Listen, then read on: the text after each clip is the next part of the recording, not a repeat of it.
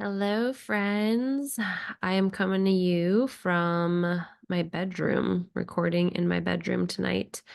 I am wanting cozy and I'm wanting comfort to share what I have planned to share with you today. And so I also might be talking a little bit more quieter because my kids are right down the hall and I don't want to wake them up. So this is just going to be a very intimate, very real, very just very vulnerable episode today. So I'm titling it When Life Feels Upside Down, Get Grounded. And it's because life has felt so upside down.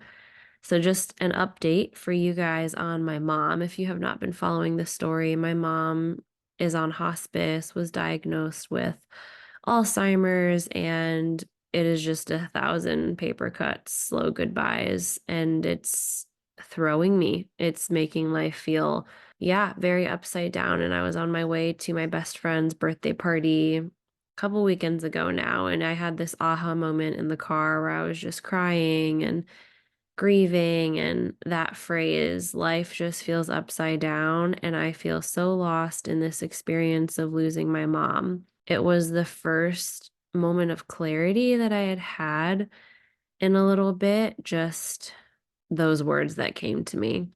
And it's interesting because the clarity wasn't like, life is feeling clear and good and I feel better now. The clarity was just the language that I gave myself to say, yeah, I just feel lost right now. And it honestly felt really relieving to say that. It felt relieving because I wasn't trying to solve anything. I wasn't trying to figure out the answer. I wasn't trying to make anything better. I was just admitting that this has really knocked me out and I don't know how to handle this. Like, this feels like life is not supposed to be this way. On Mother's Day, if you didn't see on Instagram, I did share a reel about this, but Mother's Day was pretty traumatic for me.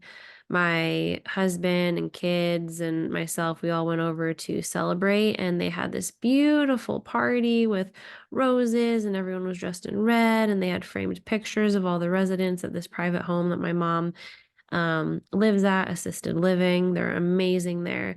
And I was so excited just to go celebrate her. And I was feeding her, and she choked on her food and wasn't breathing. And all of the staff was like, she's choking, she's choking. And my mom was just, her eyes popped open. She looked at me in desperation, unable to breathe. And I just froze and I put my hand over my mouth and I light response just like flew into Sebastian, who was standing off to the side, and just lunged, ricocheted into his chest and started crying. And I pulled him outside on the porch because I couldn't watch them giving my mom the Heimlich and trying to save her life. And I was just crying into him, saying, oh my gosh, this is my fault. I did this. Like, she cannot go like this. This can't be happening. And they called the ambulance.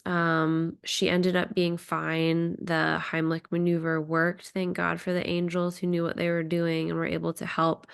But that was traumatizing. And I just curled up next to her after that and was sobbing into her cheek. And she was just knocked out on painkillers and not able to be really responsive. But I was just like, thank you, God, that she's alive and that she's here and she's breathing. And I was just telling her all of the things that I could think to want to say to my mom at this point, telling her how grateful I am for her, how scared I am, how much I love her, how incredible of a job she did raising me, like all of the things. It's just a lot. And then she also is dealing with a bed sore wound from the last place that she was at. They didn't turn her enough, and the wound has gotten so bad. I don't want to go into it, but I saw it the other day when I was over. And again, it was a freeze response, hand over my mouth. Just too much, just too much. And I've had flashbacks of that wound ever since. And just seeing my mom in pain has been horrendous. Like, I just wouldn't wish this on anyone, yet it is so common. I'm finding out, just not as common for people my age. Usually it's not people as young as me going through the Alzheimer's journey with their parents and this kind of just breakdown of faculties. So she's, losing cognition, motor skills. And here I am, just anytime I'm visiting her and with her, I feel like I'm begging her to respond to me or hanging on to any word that can come out of her mouth. And when I say, I love you, mama, and she'll say, I love you, Bex, like that's just gold for me because I don't know how long she's going to be able to even say sentences. It seems like it's getting harder and harder for her to talk and string words together. So my last visit with her was Friday, and she wanted to walk, and I was helping her walk, and she got tired and just hung on to she put her arms around my neck and just had her face into my chest. And I was just like, this is my little mommy. And it was just this super dual experience of just tragedy and sacredness. It was both grief and gratitude. And I was just thinking about the book, Love You Forever, if you know that book from the 90s, where it's the mom rocking the baby, and then the baby grows up to be a grown man rocking his mom, his little mommy, who's old and frail.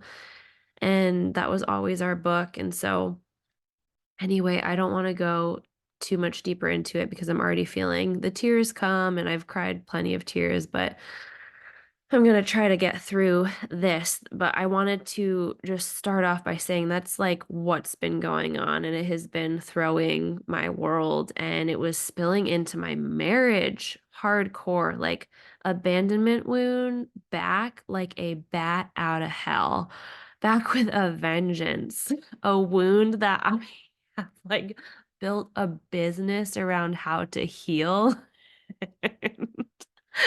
Ah, I laugh because otherwise I'm gonna cry. I think you guys know that kind of laugh. But abandonment wound was back out of, yeah, back in business. And I was just noticing myself super hyper vigilant in my marriage for the first time in years, and scanning the environments, scanning my husband's words, his actions, etc., for any kind of sign to confirm my fear that he would leave me too. Because here I am with all this anticipatory grief, saying goodbye to my mom, not knowing how much longer I'm going to have with her, and not knowing how to separate that out from how I'm showing up in my marriage. It was like my nervous system was just turned on in that way, and it was doing it to my husband. And so I was seeking safety by begging him to tell me he's not going anywhere, with this energy of like, I will die if you do. I will die if you leave me. And so, of course, that was the old me for so long, just out of a place of a lot of unhealed trauma. And it was the repelling energy in our marriage for a long time that I didn't know how to be okay in and of myself, that I needed him to be okay with me in order for me to feel okay. I needed him to reassure me and confirm and prove and, go to the moon and back to show me that he's not going anywhere or else I will crumble. And that was such an insane pressure that no human should be able to live up to. And so that was our dance for so long. And so here we are now, dancing this old dance that I have not danced in years, that I used to call chase and run. Or if you're familiar with attachment styles, my anxious attachment was coming up like crazy, just that fear of separation, that fear of abandonment, that fear of not being close. And his disorganized or avoidant tendencies coming out, where it's like, whoa, this is too much. Like, this is feeling unsafe. I'm feeling trapped. I'm feeling like, whoo. And I will say he has been the most supportive, incredible, like unbelievable help through all of this. He has been so, so, so supportive. But these past few weeks, when I really tweaked and like I felt myself spiraling out of control, that was a lot for him. And so here we are, caught in this dance and caught in our heads. And we tried talking this out so many times, which we both honored was new for us. Old us always swept stuff under the rug and let the elephant just like live in the room without talking about it. And so here we are, really trying to make it work, trying to talk it out, and it just wasn't working. Like, we just landed after these conversations feeling heavier and just like, well, we tried, but we still feel like we're in our self-protective energy right now and just ego taking over and, survival mode is just not this is not happening right now. So for 2 weeks, it really was hell. And you know what I noticed? I noticed as I started talking to more people that this was so collective last week, that people were just experiencing really off weeks or really heavy weeks. And I was like, is there something in the air? Is it the mood? Like, what is it? What is going on? Why is this so collective? It was in my client community, just a lot of big stuff happening, heavy stuff. On my team, we have our monthly team meeting with my whole team, and it was the most somber, unique team meeting we had ever had. We've got one team member going through a divorce and just found out that her ex is with another woman. We've got one going through fertility issues, another healing from a car accident, another infidelity, like all of these things. I always do a vibe check to start off our meetings, and it's usually like overall pretty positive, and then we have some people who are having a tough day, but this was just like everyone was just heavy. And so on Instagram, we noticed too in the DMs when people, message me asking for support, resources, sharing their stories with me on Instagram. This was also just a very unique, extra heavy week for a lot of the people that I was communicating with. So I want to share what I did and hopefully offer an invitation for you, what you can do when life and if life right now is feeling upside down for you too. So I'll say a caveat. If I were in a flop response, so there's the 5 F's of survival responses. There's fight, flight, freeze, fawn, and flop. And I was just teaching my son these tonight. He's like learning because this evening my daughter tried tickling him and he just immediately pushed her off. He was exhausted. He'd had a long day, he played soccer after school, and my daughter was trying to like make him laugh and he just immediately like flung her off like, "Nope, don't touch me." And so he felt really bad after and was kind of like, "Oh no, why did I even do that?" And I took him upstairs and I was like, "Ollie, which F was that? Was that fight, flight, fawn, freeze, or flop?" And he was like, "Fight." I was like, "Yeah, it's just a fight response. It's just your nervous system, your body being like, I'm done for the day. It's just trying to protect you and saying, hey, I need to take a beat. I need to rest. I need to take space."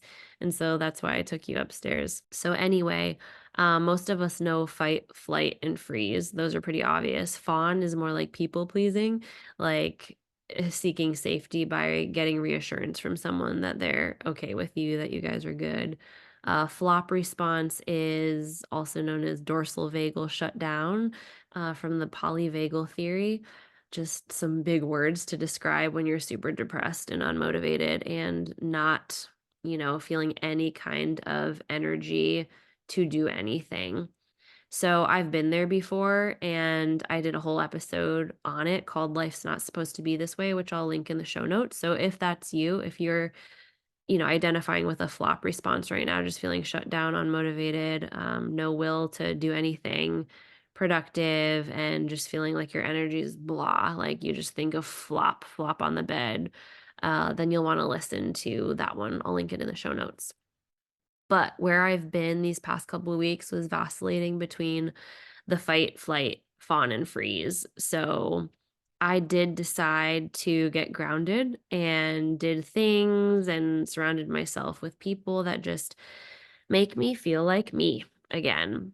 So Wednesday, this is where it started when I was stepping out of slowly but surely that survival mode of just clutching on to uh making sure my marriage wasn't going anywhere. That was definitely the knee-jerk survival response that was feeling like it had all control over me and yet was not leading to what I actually needed. So when I started to move out of that Wednesday, I finally reached out for support from my coach, Carrie Ford, and just asked for coaching. I was like, this is where I'm at. Please help me. You know me and Sebastian very well. You're a somatic practitioner. You're dynamic with your partner is very healthy, so help me out. And she gave me this example that I want to offer you guys. She gave me an image of a tether ball. You guys remember tether balls? It's like there's a pole and a string and then a ball attached to the string, and you like hit it around the pole, and it's a game on playgrounds. So I hope you remember what I'm talking about. If not, just Google it and you can see what a tether ball is. But she asked me to imagine that I'm the pole and the string is what's the connection between me and my husband, and Sebastian is the ball at the end of the string. So she's like, "What feels the most comfortable for you distance wise? If Sebastian's the ball and you're the pole, what feels like the safest distance for him to be to you, for the ball to be to the pole?" And I said, "Just right up against it, just like touching. I don't want the ball so lost and smushed into the pole that it's losing its own shape, but I just want to know it's right there, it's touching, there's contact." And then she walked me through kind of a somatic coaching exercise, and she was pulling the ball away just a little bit, and she was asking me to notice what was happening in my body. And I noticed the further and further she pulled the ball away from the pole, my heart rate started to increase, I started to get hot, my mind started to race, I started to have just these sensations in my body that were more fluttering and nervous energy. And so, what she helped guide me through ended up being very helpful, just some somatic coaching, and helped me remember that my work as somebody who has deep abandonment wounds and identifies with the anxious attachment style, my work is in stillness versus reaching toward. And so that was my mantra that I was just practicing after that coaching call. I'd be in the car with Sebastian wanting to like reach over and get that reassurance and feel that safety from him, which isn't bad. But what I decided to practice in those moments to get grounded again, to come back home to me, to remember safety is first and foremost found in my body, is I was just mantraing in my head, still, my work is in stillness versus reaching toward. My work is in stillness versus reaching towards. So I'd be breathing and just practicing stillness in those moments and noticing the tension and leaning into it and just practicing like, I can tolerate this. I'm not dying. I can do this. I'm here. I've got me. So that was Wednesday. Thursday of last week is my day off. It's my day where I take off of work and Sebastian takes my daughter. And so I decided to go to the river and I did yoga by the river. I did a little bit of a half cold plunge. It wasn't deep enough for me to go all the way under, but I went up to my hips, barefoot in the river, feet on the ground, some good grounding. I journaled, I read, I just hung out in the sun, and it was a really beautiful day, and I just let the sun kiss my skin. And I don't know if you guys know that white butterflies are my sign from God ever since I was a little girl, that everything's going to be okay. And guys, I saw so many white butterflies when I was there. There was like 4 or 5 at one time, and they were just hanging out right near me. And it was just this overwhelming sensation of everything's going to be okay, and confirmation that I had come to the right place that day by the river and was supernaturally supported, protected. And there was this one butterfly that like it swooped in from up above and swooped in fast, like right into my face. It was gonna knock me out. And it made me laugh. And I was like, oh my God. And I asked literally out loud, here I am by myself in the woods. And I'm like, was that you, Dad? If you don't know, my dad died when I was 18 years old. And, I just asked that out loud. I was like, "Was that you, Dad?" Like, messing with me. He was such a jokester, like, always made me laugh, and I got chills immediately that ran all through my body, which is also just a way that God has always communicated confirmation to me if I'm on the fence about something and I'm, like, asking God for clarity or guidance. When I get chills, that is always and has always been massive confirmation for me to move forward in whatever that was that I was thinking in that moment or asking about. Every time I have made a decision based off of chills, it has been an overwhelmingly beautiful decision, turned out for my good. So anyway, when I asked that, I got chills and I was like, "Oh my gosh, that's so crazy. Like I feel like God is here, my dad is here, I'm supported, I'm starting to feel like I'm coming alive again and feeling settled." So that day was really special. And then Friday, I just reached out to friends Friday night. I journaled a lot. Saturday, I baked in the morning, which is something that I've always loved to do. Really feel like me when I do that. And then Sebastian and I had a date night at night, and I shared with him the tetherball experience or tetherball image. And not surprised at all when he shared on his end how he was feeling, was like, I feel like I need the tetherball to be really far away. Like that feels safe for me right now. I'm feeling really overwhelmed. Like this is a lot. Everything you're going through is so understandable and you're handling it the best you can. And I feel awful for everything you're going through. Yet also, this is where my tetherball wants to be.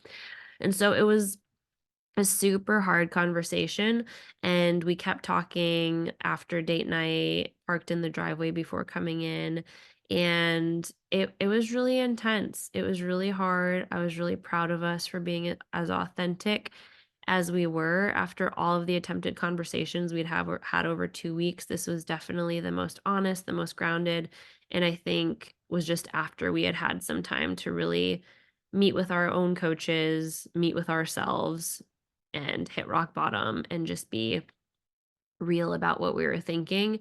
And right as I was sharing vulnerably, this red little cardinal hopped across the driveway right next to the car window that I was the passenger side window.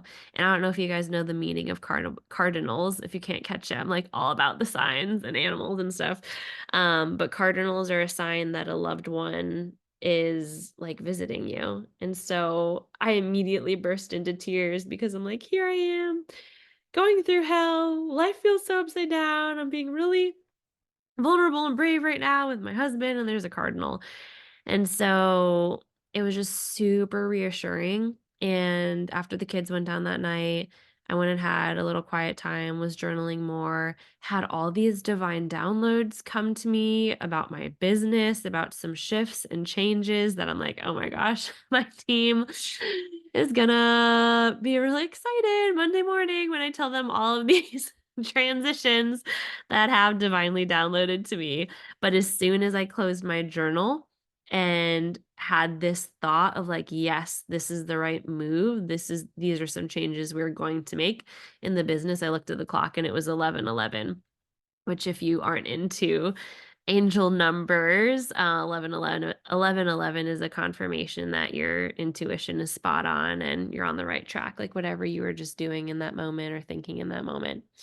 So again, it was just like, whoa, now things are really coming in waves. Like I'm really feeling like I'm grounded again and I'm aligned and I'm back.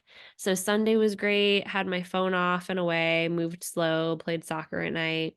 And then Monday, as I'm recording this today, I communicated the changes to my team. And because they're an all-star dream team, A team, they were all actually so supportive and was like, "Oh my gosh, yes, Becky, this feels so aligned. This makes so much sense. Like we're all on board, we're supportive." And so that went amazing, but it just feels really good to be centered and aligned again after feeling upside down for a good bit.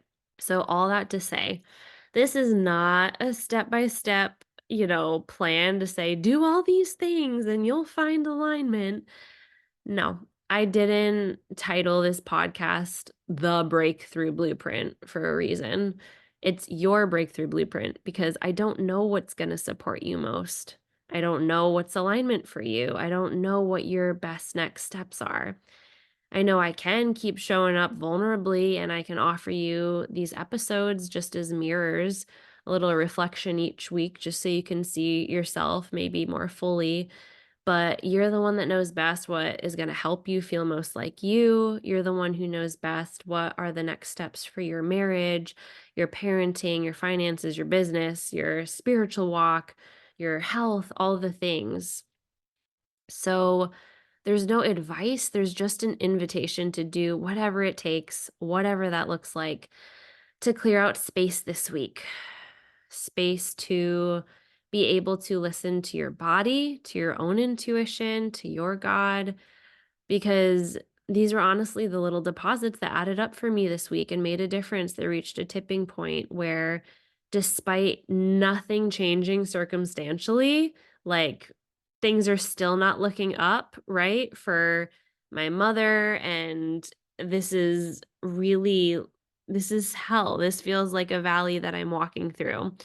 But when I felt so lost and upside down, it was these tiny, seemingly insignificant moments of just choosing to tune the world out in order to tune in, where my supernatural support revealed itself. You know, the butterflies, the cardinal, the 1111, all these things, these little signs or God winks are really what reminded me the most on a deep cellular, spiritual, and embodied level that everything is happening for you, Becky, not happening to you. It's all happening for you. And constriction is always a sign that something greater is coming. Anytime I've had a season or moment of constriction, it's always because it's birthing something more free, more aligned, better.